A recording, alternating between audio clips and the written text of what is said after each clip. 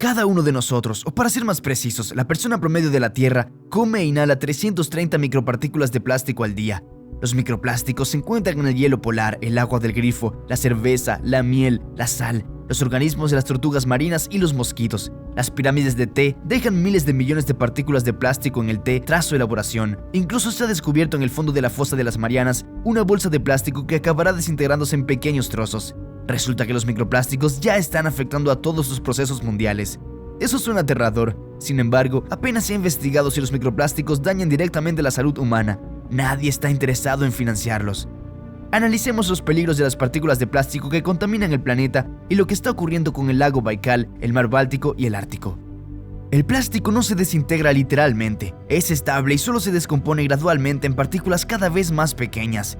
Los microplásticos son trozos de plástico de entre 5 milímetros y 1 micrómetro.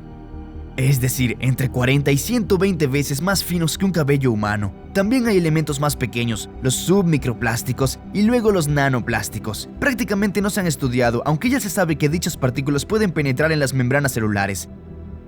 Al mismo tiempo, aún no se ha establecido con claridad el daño que causa a los organismos vivos. La gente también puede inhalar las microfibras que hay en el aire, tanto en el corazón de París como en el remoto Ártico. Se sabe que las partículas finas del aire penetran profundamente en los pulmones, donde pueden causar diversas enfermedades, incluido el cáncer. Los trabajadores de las fábricas de nylon y poliéster han demostrado de primera mano la disfunción pulmonar y la reducción del volumen de los pulmones a causa de los polímeros plásticos.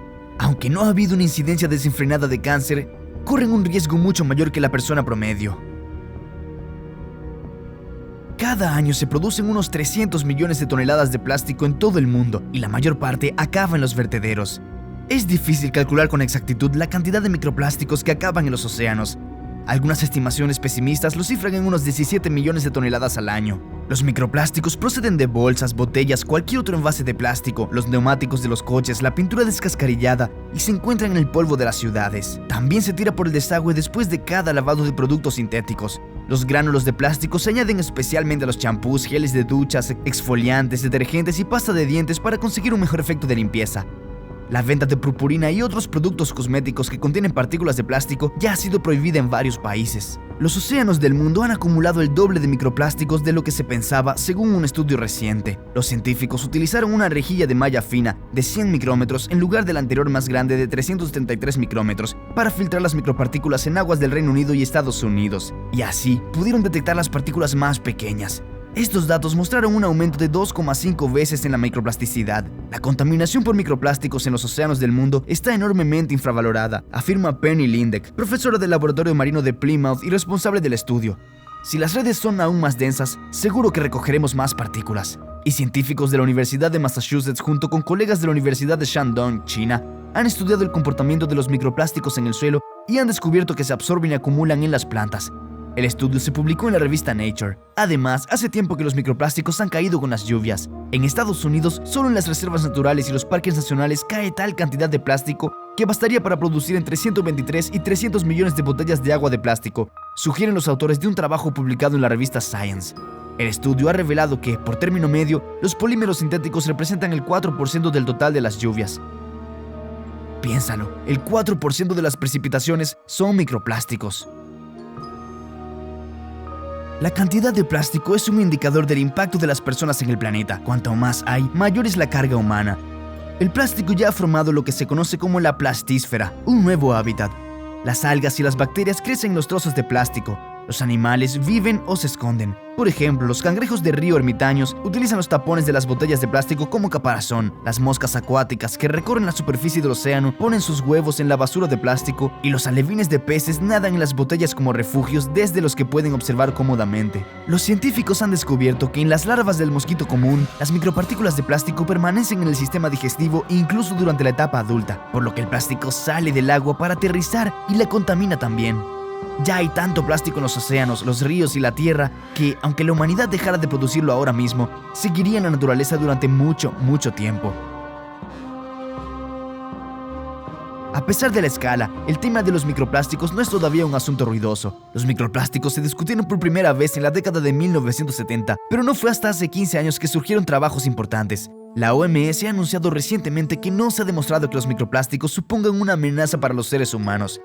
Se han estudiado un total de 52 publicaciones sobre micropartículas y solo 4 cumplen los criterios de calidad. Los expertos de la OMS señalaron que las concentraciones de microplásticos en el agua potable no son peligrosas para el ser humano en la actualidad, pero reconocieron que los conocimientos sobre esta cuestión son todavía limitados. En otras palabras, la organización cree que se necesitan más estudios cualitativos para una evaluación más precisa. Según Anna Hartmann, científica del Instituto Técnico danés, después de que se encontraran microplásticos en la cerveza y la miel, los críticos dijeron que las muestras podían haberse contaminado durante el examen y que los métodos que utilizaron los expertos no distinguían de forma fiable la celulosa y la quitina del plástico, es decir, la materia orgánica de la inorgánica. Para ver el efecto, los laboratorios suelen utilizar concentraciones de microplásticos muchas veces superiores a las observables en la naturaleza.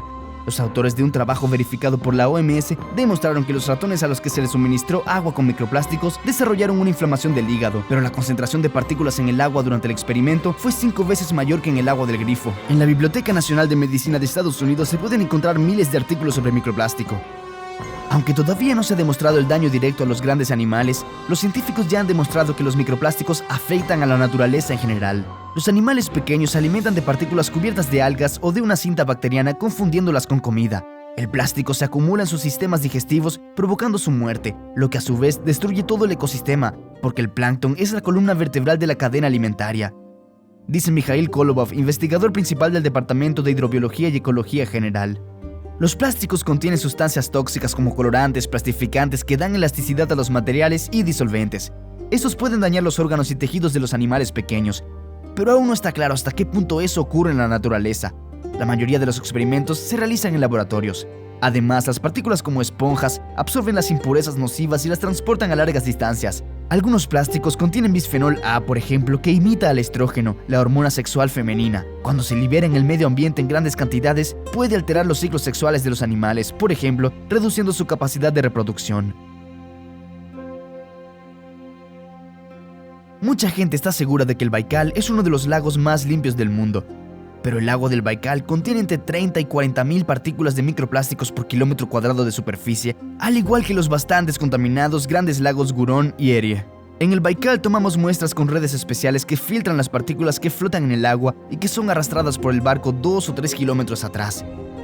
La capa superficial es la que más interesa, porque en ella vive el plancton, principal objetivo de los microplásticos. En el Baikal, los microplásticos son especiales, más finos que por ejemplo en el mar abierto. Las olas los golpean en la orilla y los trituran hasta convertirlos en un polvo muy fino, dice el especialista. El estudio de las muestras en el laboratorio lleva mucho tiempo. Los científicos todavía están examinando lo que obtuvieron hace 3 años. Es un trabajo minucioso en objetos muy pequeños. Las partículas se conservan, se examinan al microscopio y se analiza su composición química. Analizamos los datos y dibujamos un mapa de la contaminación del lago, dice el científico. Según él, no se puede culpar solo a los turistas de ensuciar el Baikal. Los mismos pescadores compran redes de nylon chinas muy baratas y luego simplemente las tiran al agua. Las plantas y los vertederos contribuyen mucho. La física y experta en microplásticos Irina Chubarenko afirma que el estudio de los microplásticos está ahora en la era del descubrimiento geográfico. Los científicos buscan rastros de ella y la mayoría de las veces los encuentran. Según datos de varios años, el mar Báltico contiene 2 filamentos sintéticos por cada 10 litros de agua. Lo más probable es que los filamentos aparezcan en el mar debido al lavado. Son tan pequeños que pasan fácilmente por las plantas de tratamiento de aguas residuales. Irina investiga la migración del plástico en los océanos del mundo. Nuestra principal tarea es comprender dónde se acumulan más microplásticos. Estos son los lugares a los que tendremos que prestar más atención en el futuro. Los biólogos de los institutos estudian, por ejemplo, cómo la biota, especialmente las diatomeas y otras algas, ayudan a descomponer el plástico en la naturaleza. Filip Zapochnikov, investigador principal del Instituto de Oceanología, junto con un grupo de otros científicos, ya ha descubierto que el Ártico no está libre de plástico y que hay bastante, con gran parte de él oculto bajo el hielo impenetrable. Según cifras muy relativas del año pasado, 3 metros cúbicos de agua del Ártico contienen aproximadamente una partícula de plástico. Eso es bastante. También este año estoy trabajando con muestras tomadas sobre Spitsbergen y Franz Josef Land. Se tomaron durante la deriva del Akademik Tereshnikov, que fue congelado especialmente en hielo durante 2 meses para este fin. Varios grupos de microalgas que flotan bajo el hielo ya contienen micropartículas. Tal cantidad de basura que ya ha entrado en el océano no puede ser simplemente pescada. Según Zapochnikov, tiene que ser destruido de alguna manera a nivel de la actividad del ecosistema. En pocas palabras, el problema del plástico es que se utiliza para fabricar cosas baratas, especialmente envases para líquidos y agua, entre otras cosas. Y mientras los países ricos pueden permitirse restricciones, los países pobres con grandes poblaciones no pueden, ya que muchos aún no tienen acceso a agua potable. En este caso, es más rentable embotellarlo en plástico. En 2016, biólogos japoneses encontraron una cepa de bacterias capaz de reciclar el PET, uno de los tipos de plástico más comunes con los que se fabrican casi todas las botellas de aguas o refrescos. La enzima que segregan es más activa que su homóloga, pero aún no es lo suficientemente eficaz para la escala industrial. Los científicos intentan potenciar el efecto para que la basura de plástico pueda eliminarse rápidamente. Y los expertos también han descubierto gusanos, más concretamente las larvas del gran gusano de la harina, capaces de alimentarse del plástico. Los científicos coinciden en que en todo el mundo es necesario controlar los plásticos en todas las fases de su existencia, desde la producción y el uso hasta su eliminación. Sin esto, se liberan grandes cantidades al medio ambiente. ¿Qué importancia tiene la recogida selectiva de residuos en este asunto? ¿Separarías los residuos si estuvieras seguro de que no acabarán todos en el mismo vertedero, sino que se reciclarán? Esperamos sus respuestas en los comentarios debajo del video. Gracias por sintonizarnos e interesarse por ese tema tan complejo. Nos vemos en otra edición de Sedición.